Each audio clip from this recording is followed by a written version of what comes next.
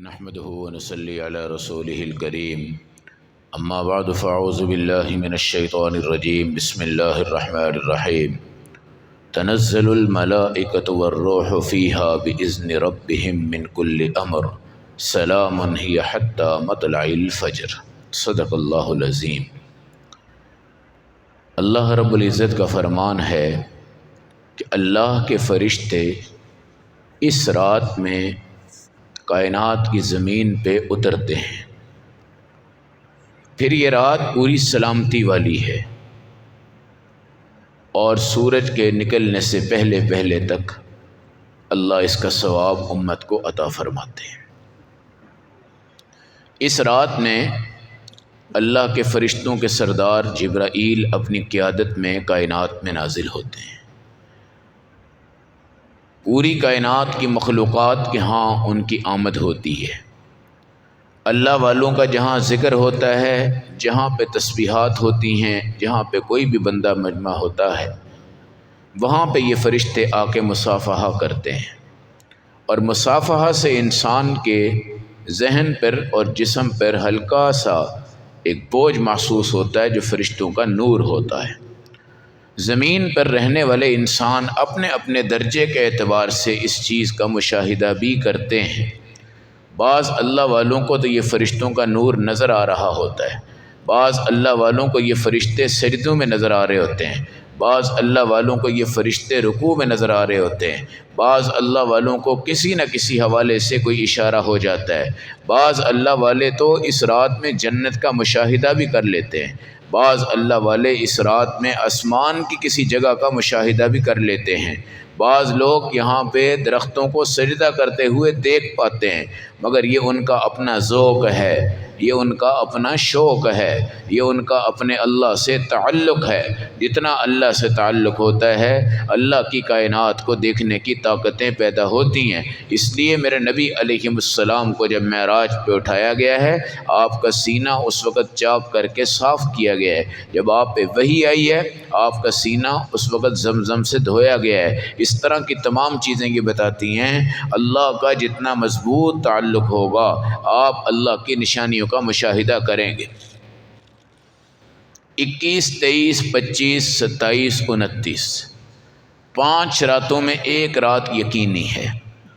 حضرت ابن عباس رضی اللہ تعالیٰ عنہ اور حضرت عمر رضی اللہ تعالیٰ عنہ ان حضرات کے ہاں 27ویں رات کے لیلۃ القدر ہونے کو زیادہ ترجیحات دی گئی ہیں۔ باقی ہم 21، 23، 27، 25، 29 ان پانچوں کو ہی اگر 100% لیلۃ القدر سمجھ کر اللہ کے ہاں جھک جائیں تو یہ کوئی خسارے کی بات نہیں ہے، اس کے لیے کسی بڑی پہلوانی کی ضرورت نہیں ہے۔ اس رات میں پوری رات جاگنا کوئی ضروری نہیں ہے۔ اگر 8 گھنٹے کی رات ہے تو کم از کم 5 گھنٹے جاگ لیں، پوری رات کا ثواب انشاءاللہ آپ کو نصیب ہو جائے گا۔ پھر نبی پاک علیہ السلام نے امت کو اس کی نشانیاں بھی بتائی ہیں۔ نمبر 1، جب آپ صبح اٹھ کر دیکھیں سورج کو تو اس کی کوئی کرن نہیں ہوگی، وہ بالکل 14ویں رات کی طرح صاف اور شفاف ہوگا، خوبصورت قسم کا۔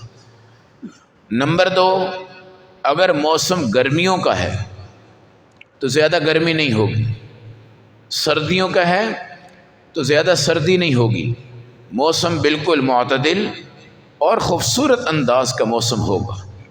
نمبر 3، اس میں کتے بھونکنے کی آوازیں نہیں آئے گی۔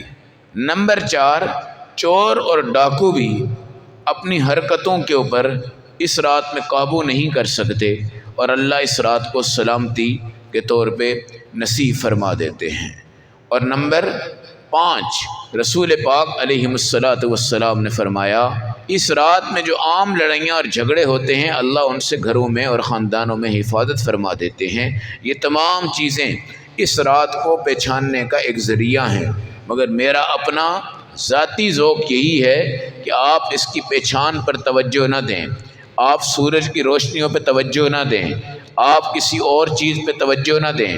صبح آپ تبصرہ کرتے ہیں، 4 بندے کہہ دیتے ہیں ہاں لگتا ہے آج ہی لیلۃ القدر ہے، 5واں ملتا ہے وہ کہہ دیتا ہے آج ہی لیلۃ القدر تھی، اب 21 کو تبصرہ ہو گیا، اب بندے نے کہا چلو وہ تو گزر گئی ہے، باقی راتوں میں کوئی توجہ وہ نہیں دے سکتے، مگر ہمارے ہاں ہمارے بزرگ فرماتے ہیں مومن کے لیے ہر شب شب قدر ہے، اور مومن کے لیے ہر دن ربیع الاول ہے، مومن کے لیے ہر دن رمضان جیسی وقتیں رکھتا ہے، مومن کے لیے ہر گھڑی اس کے اللہ کے میدان کے ہاں ہے، اللہ بھی وہی ہے، آسمان بھی وہی ہے، زمین بھی وہی ہے، کائنات بھی وہی ہے، فرشتے بھی وہی ہیں، ہر چیز وہی ہے۔ اس لیے میرے بھائیوں یہ تبصرہ بھی نہ کیا کرو کہ جناب آج رات کو بس گزر گئی، آج لیلۃ القدر ہو گئی۔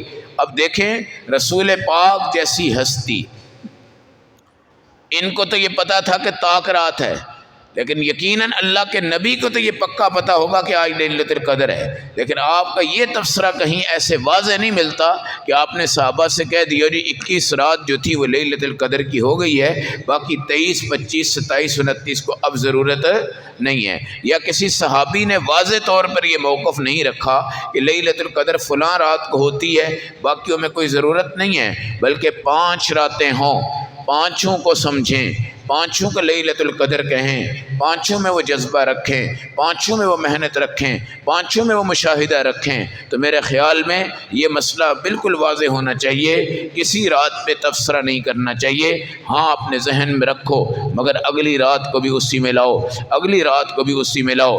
لیلۃ القدر کی فضیلت اپنی جگہ ہے، اور طاق رات کی طاق ہونے کی حیثیت سے جو فضیلت ہے وہ اپنی جگہ ہے، اور لیلۃ الجائزہ جو ہوتی ہے عید کی رات ہے، اس کے قریب کی جو طاق رات ہے وہ 29 ہے، اس کے اندر بھی بہترین قسم کا اہتمام کرنا ہے اپنی ذات کے ساتھ، اور اپنے آپ کو جھکانا ہے۔ اعتکاف والا اسی نظر سے آئے گا اللہ مجھے لیلۃ القدر نصیب کر دے گا، اور میں اپنے رب سے معافی مانگوں گا، اللہ مجھے پاک کرے گا، صاف کرے گا، شفاف کرے گا۔ بعض حضرات اس چیز میں ہوتے ہیں کہ جی ہم لیلۃ القدر کے حوالے سے مغرب سے لے کے فجر تک کیا کر لیں گے، اعتکاف کریں گے۔ ٹھیک ہے، اللہ کے ہاں کوئی دیر نہیں ہے نہ کوئی اندھیر ہے، انشاءاللہ اس کو بھی 100% لیلۃ القدر نصیب ہو جائے گی، لیکن جو اعتکاف کے سنت ہونے کا ثواب ہے یہ بندہ اس سے محروم رہ رہا ہے، اس لیے اعتکاف میں اور بھی بڑی فضیلتیں ہیں جو لیلۃ القدر سے ہٹ کر بھی اللہ کے نبی صلی اللہ علیہ وسلم نے بتائی ہیں، اس لیے اعتکاف کی ترتیب سنت کی حیثیت سے کرو، اعتکاف کی ترتیب لیلۃ القدر کی حیثیت سے کرو، اعتکاف کی ترتیب نبی پاک علیہ السلام کے پسندیدہ عمل کی وجہ سے کرو۔ فرشتوں نے نازل تو ہونا ہے، مگر کیا ہمارا گھر ایسا تو نہیں ہے جہاں آتے ہوئے فرشتہ رک جائے اور آپ گھر کے مصلے پہ ہیں اور وہاں کوئی کتا باندھا ہوا ہے، یا وہاں کوئی خنزیر کی تصویر ہے، یا کسی جاندار کی تصویر ہے، یا خنزیر ہی کسی نے گھر میں رکھا ہوا ہے، وہاں پر ہم کہیں گے جی جبرائیل آئیں گے، وہاں کہیں جی فرشتے آئیں گے؟ ایسا نہیں ہو سکتا، یہ آپ کا مصلی ضرور ہے مگر یہاں فرشتوں کا نزول نہیں ہوتا۔ حضرت عائشہ رضی اللہ تعالی عنہ بیٹھی ہوئی ہیں اور آپ ایک وقت میں اللہ رب العزت کو یاد کر رہی ہیں، دوپٹہ آپ کا ذرا سا پیچھے آیا، جبرائیل امین آئے، دروازے سے واپس جا رہے ہیں، میرے نبی کو پتہ چلا، آپ نے دیکھا جبرائیل کہاں جا رہے ہو؟ یا رسول اللہ اماں جی کا دوپٹہ ذرا سا پیچھے تھا، ہمیں شرم آ گئی، ہم ایسے گھر میں داخل نہیں ہوتے جہاں بالکل ذرا سے بال بھی نظر آتے ہوں، حالانکہ صحابیاں ہیں، اماں عائشہ ہیں جن کی پاک دامنی میں، تقوی میں، طہارت میں، ایمان میں، اسلام میں، اعمال میں کسی قسم کا کوئی شک نہیں ہے، مگر فرشتوں کی اپنی غیرت ہوتی ہے، اپنی حیا ہوتی ہے، تو اس رات میں کتا گھر میں ہو، اگر تصویر اگر گھر میں ہو، خنزیر اگر گھر میں ہو، یہ فرشتے نازل نہیں ہوتے۔ اس لیے بہترین اسباب کیا ہیں کہ مرد مسجدوں میں اعتکاف کریں، عورتیں اپنے گھروں میں اعتکاف کریں، جو گھر کا کمرہ ہے وہ عورت کی مسجد ہوگی، اسے صاف رکھنا ہے، پاک رکھنا ہے، شفاف رکھنا ہے۔ میرے بھائیوں، جاتی ہوئی زندگی پگھلتی ہوئی برف کی طرح آپ کے ہاتھوں سے، سانسوں سے، آنکھوں سے، گھر سے، خاندان سے محلے سے آپ کو دور کرتی جا رہی ہے۔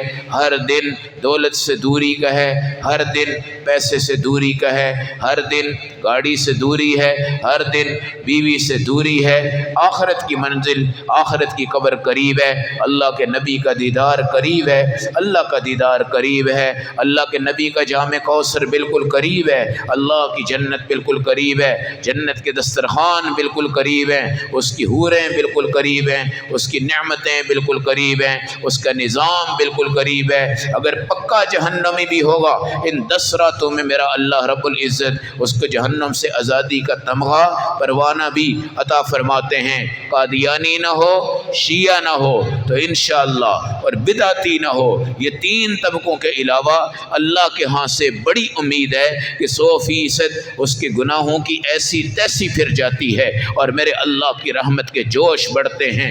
آپ کے جذبات مغفرت والے کہ میں امت کو بخش دوں، نبی کی امت ہے، حبیب کی امت ہے، حضور کی امت ہے، قرآن کی قاری ہے، دین کی داعی ہے، پردے والی عورتیں، حدیث پڑھنے والے مرد ہیں، حدیث پڑھنے والی عورتیں، مسجدوں کو آباد کرنے والے ہیں، ذکر و اذکار کرنے والے ہیں۔ میں نے آج تک پوری دنیا کو اپنی نعمتوں سے نوازا ہے، امت محمدیہ کو نوازتا ہوں۔ یہ میرے اللہ رب العزت کی طرف سے اعلان رحمت ہیں، اعلان مغفرت ہیں، اعلان برکت ہیں۔ اس لیے ہمیں کوئی کنجوسی نہیں کرنی کہ ہم اللہ کے دربار میں جائیں، اللہ ہمیں ایسے واپس نہیں کریں گے، ضرور ضرور ہمیں لٹائیں گے، اور ایمان والا بنا کر، اسلام والا بنا کر، اور رسول پاک علیہ السلام کے روضہ اطہر پر ہر دن کی خبریں اللہ بھیجیں گے کہ آپ کی امت معافی میں آئی ہے، آپ کی امت بخشش میں آئی ہے، آپ کی امت جہنم کے کنارے پر تھی، اللہ نے اس کو لیلۃ القدر سے بچا لیا ہے۔ اس لیے میرے بھائیوں، اللہ کی ذات کے واسطے اور نبی پاک کی نبوت کے صدقے سے لیلۃ القدر کو حقیر نہ سمجھنا، اس کو ہلکا نہ سمجھنا۔ آپ دنیا کے پیروں کے سامنے اپنی جنت بنوانے جا رہے ہیں، لیکن میرے رب کے سامنے آ کے بیٹھے تو صحیح، دیکھیں اللہ کیسی چمک نصیب فرماتے ہیں، کیسا ایمان نصیب فرماتے ہیں۔ اب اعتکاف، ہمارے محکمہ اوقاف نے کہہ دیا کہ جی آپ نے گھروں میں بیٹھنا ہے، نہیں تو بیٹھنا ہی نہیں، یہ شریعت کے خلاف ہے، یہ فرض کفایہ ہے، ورنہ یہ گناہ کبیرہ کے زمرے میں جا رہا ہے۔ اس لیے ہم مسجدوں میں اعتکاف بیٹھیں گے، آخر ہم نماز بھی تو پڑھتے ہیں، آخر ہم تراویح بھی تو پڑھتے ہیں۔ 20 روزوں میں اللہ نے انشاءاللہ ہماری حفاظت فرمائی ہے، ہمارا کوئی نمازی الحمدللہ اس مرض میں نہیں آیا، ہمارے کوئی ساتھی الحمدللہ اس مرض میں نہیں آئے، جو آئے بھی ہیں تو وہ بھی اللہ کی رضا ہم سمجھتے ہیں اور اس کو قبول کرتے ہیں۔ اس لیے مسجدوں میں اعتکاف نہ بیٹھنا یہ تو شان خدا اور شان مسجد اور شان دین کے بالکل خلاف ہے۔ ہاں اعتکاف کریں گے بالکل SOPs کے تحت کریں، دور بیٹھ جائیں، کوئی مسئلہ نہیں ہے، چادر لانے کی ضرورت کوئی نہیں۔ یہ جو پردوں کی پارٹیشن ہم کرتے ہیں یہ کوئی ضروری نہیں ہے، یہ ہمارا طریقہ کار ہے۔ آپ حرم میں جائیں تو حرم شریف میں ایسا نہیں ہے، وہاں تو آپ نے مسجد میں داخل ہونا اور آپ کا اعتکاف کیا ہو گیا ہے، شروع ہو گیا۔ بستر لائیں، جیسے ہمارے جماعت والے آتے ہیں ماشاءاللہ، کوئی پردہ نہیں ہے، کوئی چادر نہیں ہے، اور بہترین اہتمام ہوتا ہے ان کا، عبادت کا بھی، اکرام کا بھی، اخلاق کا بھی، اعمال کا بھی، ہر چیز کا ہوتا ہے۔ تو آپ مختصر سا بستر لائیں، ایک تکیے کی حد تک ہو، ایک ہلکی سی چٹائی کی حد تک ہو، گرمی کا موسم ہے اور کسی لمبے چوڑے اہتمام کی ضرورت نہیں ہے۔ ماسک اپنے پاس رکھیں، اپنی طرف سے جتنے SOPs ہو سکتے ہیں انشاءاللہ ان کو اختیار کریں۔ اور یہ بات میں قسمیہ طور پہ کہتا ہوں، اگر گھر میں 100% کرونا کے چانس ہیں تو بازار میں 200% ہو سکتے ہیں، مسجد میں شاید 1% بھی انشاءاللہ نہیں ہوگا، نہیں ہوگا۔ اگر ہوگا 19-20 کی ہوا آپ کو لگے گی اور اللہ رب العزت آپ کا فضل فرمائیں گے۔ تو یہ دقیانوسیت کا ذہن مت لے کے جائیے گا کہ ہم اعتکاف بیٹھیں گے تو یہ ہو جائے گا، کرونا ہو جائے گا، فلاں ہو جائے گا، کوئی بھی چیز ہو جائے گی. ہم احتیاطی تدابیر کے منکر نہیں ہیں، لیکن اللہ کے گھر کو ہم شافی سمجھتے ہیں، قرآن کو اپنی شفا سمجھتے ہیں، اللہ کے گھر کو اپنی سیکورٹی سمجھتے ہیں. اللہ تو اس گھر سے شیطان کو بھی بھگا دیتا ہے، تو باقی کتنی چیزوں کو یہاں رکھیں گے. اس لیے آپ صلی اللہ علیہ وسلم کی اس سنت کو آپ نے زندہ کرنا ہے. اپنے گھر کی طرف سے کفالت کرتے ہوئے آپ آ جائیں، اللہ کے گھر میں بیٹھ جائیں، اللہ کے سامنے جھک جائیں، اللہ سے مانگنا شروع کر دیں. پھر 10 کی 10 راتیں ہوں، 10 کے 10 دن ہوں، انشاءاللہ آپ صلی اللہ علیہ وسلم کی سنت پوری کرنے کا اہتمام بھی ہوگا، اور آپ علیہ السلام کو اللہ راضی فرمانے کے لیے ہمیں ذریعہ بنا دیں گے. اللہ ہم سب کو اعتکاف کی بھی توفیق دے. جہاں جہاں آپ کے قریبی مسجدیں ہیں وہاں اعتکاف بیٹھیں، جو یہاں بیٹھنا چاہیں وہ یہاں بیٹھیں. انشاءاللہ العزیز اعتکاف میں اگر آپ کو پولیس پکڑ کے لے گئی یا تھانے میں چلے گئی، یہ پرچہ بھی ہو گیا، تو یہ بھی خیر کا سودا ہے، یہ بھی خیر کا سودا ہے، یہ کسی کمی کا سودا نہیں ہے. ایک بندہ بازار کی ریڑھی لگا رہا ہے، اس کو پولیس پکڑ رہی ہے. ایک دکان پہ بیٹھا ہوا ہے، اس کو پولیس پکڑ رہی ہے. ایک بندہ اپنے کام کر رہا ہے، اس کو پولیس پکڑ رہی ہے. ہم تو بھائی اعتکاف میں ہیں. اگر کوئی ایسا معاملہ ہو بھی جاتا ہے تو یہ کوئی ہمارے اوپر کوئی قتل کا کیس نہیں ہے، کوئی زنا کا، شراب کا کیس نہیں ہے، بلکہ اللہ کے دین کے ساتھ منسلک ہونے کا انعام ہے. اس لیے اپنے آپ کو اعتکاف میں آزادانہ حیثیت سے اپنی مسجدوں کو آباد کرنا ہے آپ نے انشاءاللہ العزیز. اور حکومت کو بھی اللہ ہدایت دے کہ وہ بھی نوٹیفکیشن جہاں جہاں جاری کر چکی ہے وہ واپس لے، اور اعتکاف بٹھائے، اپنے اس SOPs کے تحت بٹھائے، اصولوں کے تحت بٹھائے، قانون کے تحت بٹھائے. مگر بالکل اس کا انکار جو ہے وہ شرعاً بھی، دین کے اعتبار سے بھی، اسلام کے اعتبار سے بھی، رمضان کے اعتبار سے بھی ٹھیک نہیں ہے. اللہ ہمیں عمل کی، سمجھ کی، فہم کی توفیق عطا فرمائے. الحمد للہ رب العالمین، والصلاة والسلام علی سید المرسلین. اللہم صلی علی سیدنا مولانا محمد وعلی آل سیدنا مولانا محمد وبارک وسلم. ربنا ظلمنا انفسنا وإن لم تغفر لنا وترحمنا لنكونن من الخاسرین. اللہم انک عفو کریم تحب العفو فاعف عنا یا غفور یا غفور. اللہم اشف مرضانا ومرضى المسلمین. اللہم اعنا على ذکرک وشکرک وحسن عبادتک. اللہم انصر المجاہدین فی کل مکان. اللہم ارذل الکفار والمشرکین. یا اللہ تمام بیماروں کو شفا نصیب فرما. پوری دنیا کے پریشان حال حضرات ہیں، پریشانی دور فرما دے. اللہ ان کی قرضیں دور فرما دے. اللہ ان کے کاروبار میں چمک دمک نصیب فرما دے. پورے عالم انسانیت کو اپنی رحمتوں میں ڈھانپ لے، مغفرتوں میں ڈھانپ لے. رمضان کا آخری عشرہ ہے، اللہ ہماری زندگی کا یقیناً بھی، شاید بھی یہ آخری عشرہ ہو سکتا ہے. اللہ ہمیں اس کی قدردانی کی توفیق نصیب فرما دے. پوری دنیا میں بیماریاں دور فرما، کرونا سمیت تمام وباؤں کو ختم فرما. مسلمانوں کو سکون و راحت نصیب فرما. ہمارے گھر آزاد رہیں، مسجدیں آزاد رہیں، مدرسے آزاد رہیں، قرآنی کتاب آزاد رہے، قرآن کے قرہ آزاد رہیں، ایمان کی حلاوت ہو، تلاوت کی حلاوت ہو، ساری دنیا میں ایمان کی مٹھاس محسوس ہو. اللہ اس کی توفیق دے دے. پوری دنیا کے مظلوموں کو نجات نصیب فرما دے. پوری دنیا میں جتنے امراض کرونا سے پیدا ہوئے ہیں، خاص طور پہ ہمارے ہمسائے ملک انڈیا میں، اللہ خیر و عافیت فرما، سکون و راحت نصیب فرما. ایک ایک فرد کو شفائے کامل نصیب فرما. ماں باپ کی خدمت کی توفیق نصیب فرما. اللہ جب تک دنیا میں رہیں ایمان پر، ہدایت پر، صراط مستقیم پر، جب دنیا سے جائیں خاتمہ علی ایمان اور شہادت کی خوبصورت موت نصیب فرما. وصلی اللہ علی خیر خلقہ محمد وعلی آلہ واصحابہ.